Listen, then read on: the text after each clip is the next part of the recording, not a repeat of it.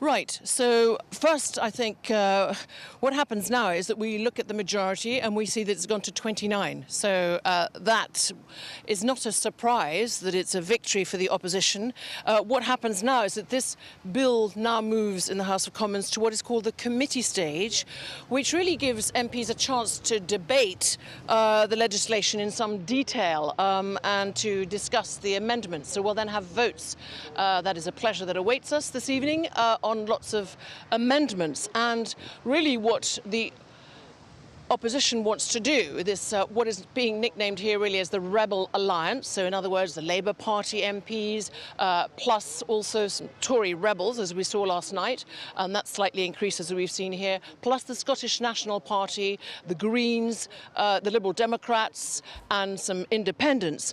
What they want, their objective, is to really get this through the House of Commons today. And we've just seen some lords turning up with sleeping bags because then what needs to happen is that in the upper chamber, this needs to go through it as well. And the hope is that the business will be closed by 5 p.m. on Friday. So a lot of talking, a lot of discussing, a lot of voting.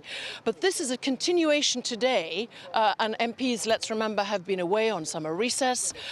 The parliamentary scrutiny that the new Prime Minister Boris Johnson got was just 1 day back in the end of July. On his first day of asking yesterday, a defeat. Also, he lost his majority, let's remember that. There was a defection of one Conservative MP who walked across to the opposition benches. So already the government had lost its majority. Then that defeat last night, now another defeat.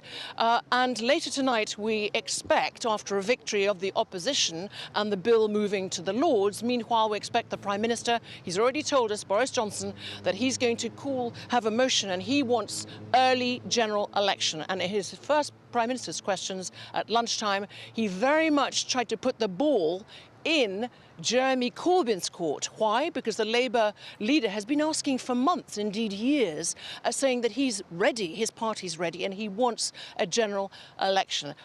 Boris Johnson, a very combative Prime Minister, but obviously in some political real trouble, or perhaps he'd gamed this all along with his senior aide Dominic Cummings, over which there's quite a bit of controversy, but we might come back to that.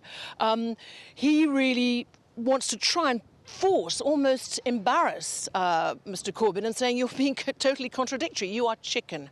He even compared him to a chlorinated chicken. So a lot of very difficult discussions, I think, ahead. But we expect a victory in a short while of the opposition Rebel Alliance, and then that going through to the Lords, and then we'll have that all-important vote. Do we think the government and Boris Johnson can get their way this evening? No, we don't. He needs 2/3 of a majority of MPs in the House of Commons, and Labour, I think the latest position is they're going to abstain. So I think the Prime Minister will fail this evening when he tries to get that early general election. He may try and bring it back, I understand, my sources are telling me, as of Monday in a different form, in a shorter bill, and hope that with a single majority he can actually get that through. And then remember, prorogue, suspend Parliament. A simple majority would mean that he'd have his hands tied more. Well, a simple majority, if you brought back, for example, a bill saying, I want a general election. We've now moved, by the way, the government in the last 24 hours. Things are moving terribly fast. Normally we vote always here in the United Kingdom on a Thursday. The government's position yesterday was to say they wanted an election on Monday the 14th. That has now moved to Tuesday. That's what we need to put in our diaries for the moment, but put it in pencil, because let's see what happens. It could change again. Tuesday the 15th of October. Why? Because what Boris Johnson would like to be in a position to do is to win that general election. It would be the third, by the way, in 5 years, which is quite considerable. I haven't even included the EU referendum 3 years ago in that. That's an awful lot of voting for British voters, but we'll move swiftly on right now.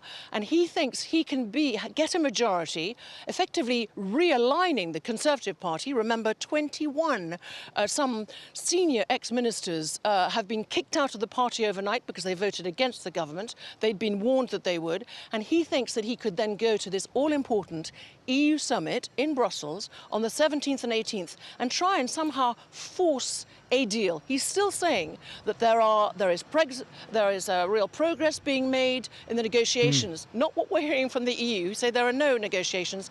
Indeed, like Jeremy Corbyn, saying, well, then show us what these new suggestions are and how you think you can get a deal. Right. But of course, we're 57 days, Francois, away from the 31st of October. So what's going to happen? Is the UK going to leave with or without a deal in 57 days?